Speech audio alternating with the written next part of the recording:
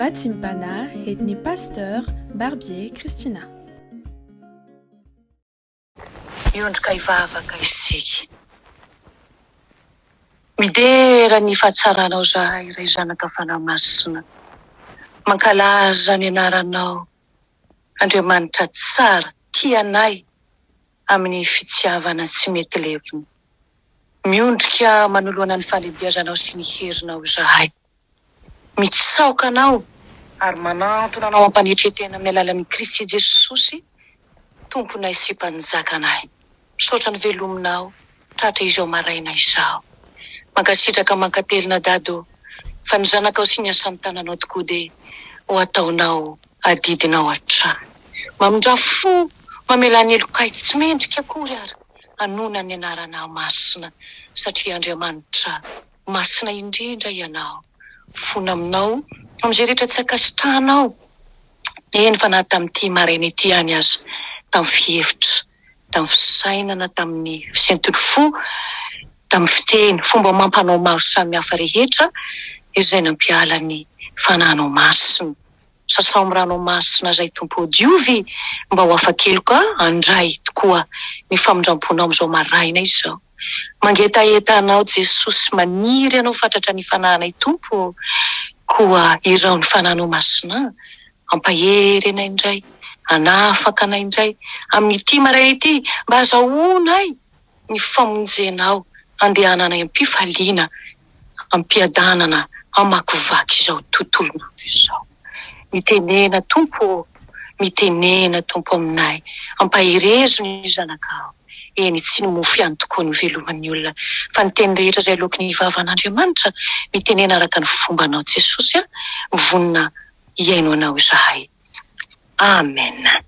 Miara-batsika ry havana amin'ny anaran'i Kristy Jesosy Tompo avy any Nazareta, ary dia mbola ampitomboina amintsika lalandava ny fahasoavana, omby ampiadanana avy amin'Andriamanitra ray, amin'ny alalan'i Jesosy Kristy Tompontsika, ary koa ny fampiraisana miaraka amin'ny fanahy masina. Ny tena izay mpaherezana antsika androany dia mitondra ny lohateny hoe akory izato hatsaran'ilay mitory-teny soa mahafaly. Vakitsika ny filazantsara nosoratan'i Matio toko faha 1:12, andininy faharoa ka hatramin'ny fahadimy. Vakina amin'ny anaran'i Jesosy Tompo avy any Nazareta izany. Ary rehefa reniny Jona tao an-tranomaizina ny asa nataon'i Kristy, dia naniraka ny mpianany izy hanao aminy hoe, ianao va ilay ho avy? Sa mbola hafa no andrasantsika? Ary Jesosy namaly ka nanao taminy hoe, mandehana ianareo ka ambarao amin'ny Jona izao renareo sy hitanareo zao. Mahiratra ny tsamba, ary afaka ny mandringa, diovina ny boka, ary malady ny marenina, atsangana ny maty, ary malahelo dia hitoriana ny filazantsara. Amen. Ray masinao, manamasinana amin'ny fahamarinana, ny teninao no fahamarinana. Amen. Toy inona moa no sary azo anehoana ny olona izay mbola tsy nandray ny filazantsara ry havana? Toy ny jamby izy, malahelo, mifatotra, mamoy fo. Sary ny fahoriana mianjady amin'ny taranak'olombelona ireo. Fahantrana sy fahotana no iainany, ka izay ilainy mihoatra ny zavatra rehetra dia tsotra ihany. Mila fahafahana izy, mila fahazavana izy, ary mila fanasitrana izy. Dia sary velona manambara ny famonjena nentin'i Kristy ireo, ary tsy hiova izany mandrakizay raha mbola tany koa ny tany. Inona no tazan'i Jesosy tetỳ an-tany? Raha tonga izy, jambara-panahy, tsy manana ny fahalalany marina an'Andriamanitra, olona voafatotra Satana, voagadra ny fahafatesana sy ny ota, nandevozina teo ambanin'ny lalàna, nampahoriana sy nampitondrana enta mavesatra, ary dia mavesatra ka miasa fantatrery, miasa foana. Eny, fahoriany, fampahoriany. Satria mantseho ivelan'ny filazantsara dia tsy misy afa-tsy ny hay sy mipito ane, sy ny fahababony. Ka izao anefa, tsy fiainana voafatotra sy fadiran'ovana no tian'Andriamanitra ho an'ny zanak'olombelona, fa fiainan'olona afaka, fiainan'anjakany ny fiadanana sy ny fitiavana. Ary izany fitiavan'Andriamanitra izany no miainan' Jesosy Kristy sy nampianariny, ary izany koa no nafiendrany tamin'ireo mpianany marina.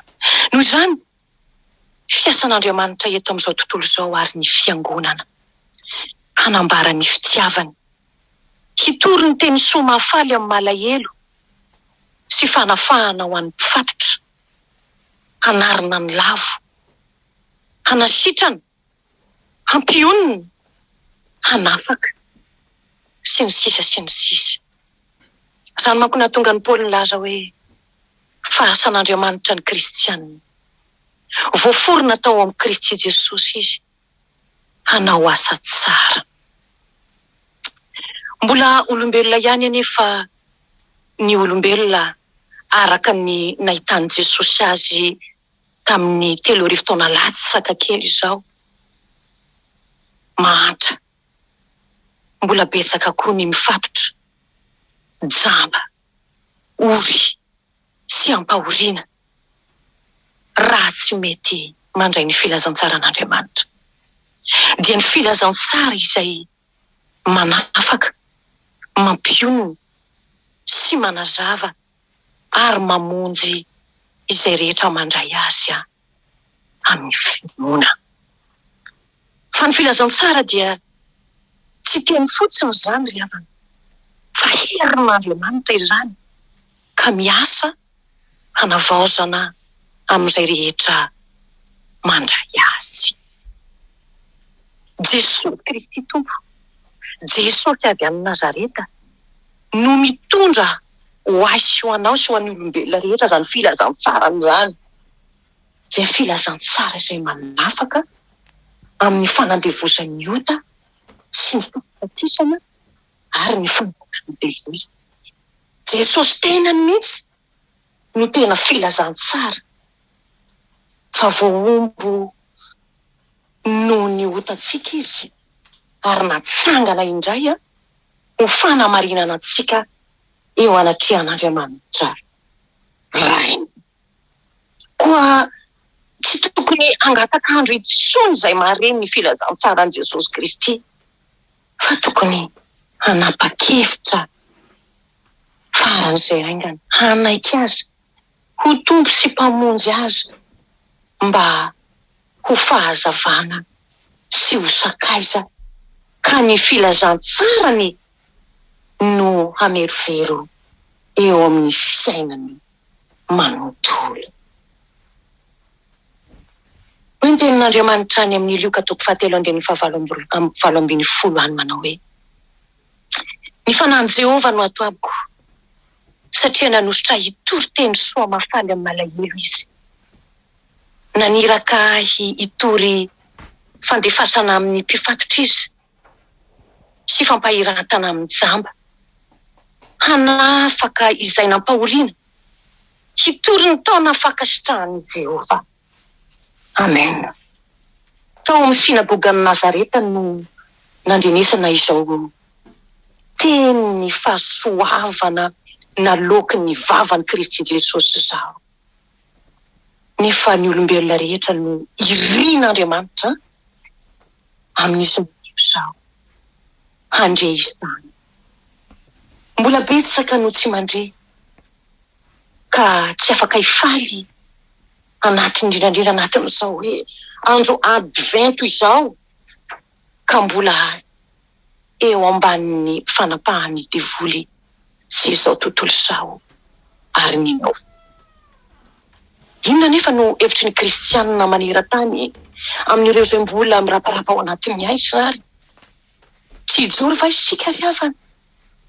tsy hitsangana hitory izao taona ankasitrahan'i Jehovah izao va isika? Andeha tokoa isika hanambara fa indro avy izy, avy hanafaka izy, avy hanasitrana izy, avy hanasitrana ny aretim-panahy, avy hampionana ny malahelo, dia mba voninahitsin'ilay Mesia izay ankalazantsika ato ny andraisany izao tontolo izao, ny filazantsara soa. Dia tsy ho krismasy tahaka ny krismasy rehetra no ankalazainy izao tontolo izao ny krismasy amin'ity taona ity, fa mba ho krismasy mpamonjena kosa. Krismasy andraisany maro ny sarobidy indrindra dia Jesosy sy ny famonjena izany, ilay teny tonga nofo. Mba ho krismasy fifaliana ho an'izao tontolo izao tokoa ity krismasy ity, satria fantatrao ny arena sarobidy raiketiny ao anatin'izany krismasy izany, ary indrindrandrindra amin'ny androntsika rehetra dia ny fitiavan'Andriamanitra izany izay nasehony ao amin'ny Kristy Jesosy izany. Alao hery ary kristianina hafako namako, andao hanambara ny taona fankasitrahan'i Jehovah isika amin'ny olombelona rehetra, dia mba ho voninahitr'Andriamanitra irery ihany ny ankalazany izao tontolo izao, ny krismasy feno fiadanana maneran-tany raikitra aizina izao tontolo izao, kanefa mila ny filazantsarany Jesosy Kristy ilay mpanafaka izao tontolo izao. Mahereza ry havako amin'ny fitoriana ny filazantsara, mbola betsaka ny aina ao anatin'ny aizina, ianao izao nitsongona manokana ao anatin'ny maro hitondra ny filazantsara ny Jesosy Kristy tonga avy any Nazareta. Hoy ny lohatenin'ny fampianarana fampaherezana amin'ity anio ity hoe: akory izato atsanan'ny mpitory teny soa mahafaly, mba ho anisan'izany koa ny izao sy ianao, dia ny lohalika rehetra ihany koa ka manoloana n'ilay Mesia, ary ny lela rehetra hidera ny fahatsarany ilay mpanafaka.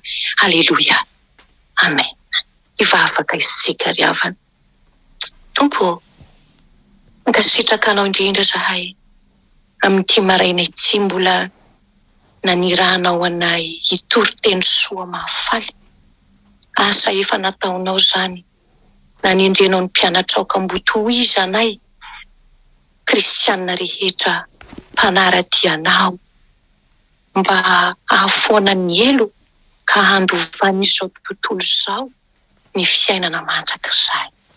Tsy vitanay samirery izany raha tsy ny fanahinao masina izay efa nanositra anay ho mpitory teny soa mahafaly no hiara-dalana aminay.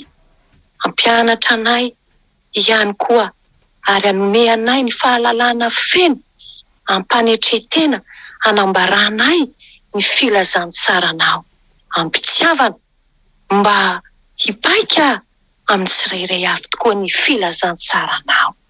Ka io izay rehetra mbola voafatotra Jesosy, ka io izay rehetra mbola mila vonjy Jesosy, mbola tsy ritra ny taom-pankasitrahana izay mitonononao, fa mbola manakoako eran'izao tontolo izao ny filazantsaranao. Aoka mba haeno Tompo ny sofina rehetra izay andre izany filazantsaranao izany, ka hipaika amin'ny tsirairay avy Tompo izany filazantsaranao izany. Ahafahan'ny olombelona rehetra handray anao tokoa ho tompo sy mpamonjy ny fiainany Tompo, ary ihany koa ahafahan'ny olombelona rehetra handova ny fiainana mandrakizay. Vakivakio torotoroy Jesosy amin'ny vato izay mety maheno ihany koa, kanefa mininia tsy handray izany filazantsaranao izany Jesosy, tsy handray anao. Efa teninao raha teo izany hoe tonga tamin'ny azy izy, fa ny azy dia tsy nandray azy. Kanefa Jesosy ao tsy foinao very na dia iray aza ny olombelona rehetra votseo izao tontolo izao izay raikitray mba ho krismasy mpamonjena Tompo hiainana izao tontolo izao. amin'izao andro sarotra izao, fa tena krismasy mpanafana tokoa. Handraisana izao tontolo izao ny tsara indrindra, ny sarobidy indrindra. Dia ianao izany ilay mpanafaka, izany no ankalazaina amin'ity taona ity, ankalaza an'izany krismasy izany. Mba tsy ho krismasy fotsiny fombafomba, fa ho krismasy tokoa handraisanay Tompo ny fanomezana lehibe izay nolazainy rainao tokoa, milaza hoe fa toy izao no itiavan'Andriamanitra izao tontolo izao, dia nomeny ny zanan'ilay tokana mba tsy hisy ho very rehetra mino azy fa hanana ny fiainana mandrakizay. Dia tahio ary ny teninao ampahirezy ny mpitory filazana tsara rehetra Jesosy, ary dia kasio koa ny fony tsirairay aby izay mandre ny filazana tsaranao, handray anao tokoa ho tompo sy mpamonjy ny fiaina.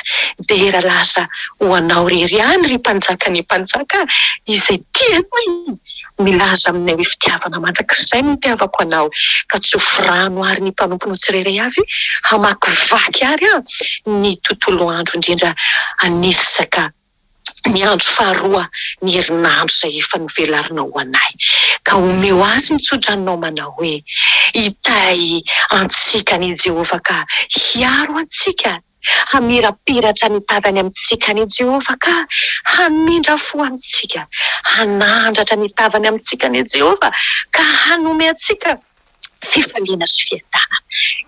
Ny Tompo, tiako izay ty ahy ho ny Tompo, ary izay fatra-pitady ahy dia hay mitany. Atolotra anao Jesosy eo, atolotra eo anao nisaotra ny asa ny dera ny voninahitra ny hery sy ny fahefana hatramin'ny taloha indrindra izany, mbola ho anao ankehitriny ary ho anao mandrakizay. Halleluia, amen.